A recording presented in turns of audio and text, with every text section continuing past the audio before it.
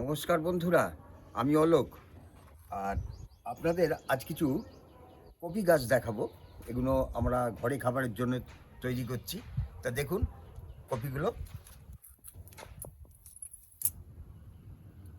এই কপিগুলো অতি সাধারণভাবে তৈরি করেছি, গোবর সার মাটিতে, আর কিচ্ছু নয়, কেননা ঘরে খাবারের জন্য তো। এখানে কোনো কীটনাশক বা কিচ্ছু আমি দিইনি, প্লেন গোবর সার মাটিতে এগুলো করা আছে। এই দেখুন পরপর, এই দেখুন এখানে একটা কপি আছে, এগুলো সব কপি আসছে, পরপর কপি আসছে। এই দেখুন এদিকেও কটা আছে,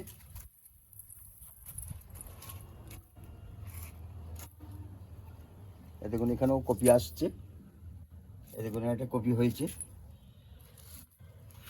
প্রত্যেকটা গাছেই ছোট ছোট করে কপি আসছে।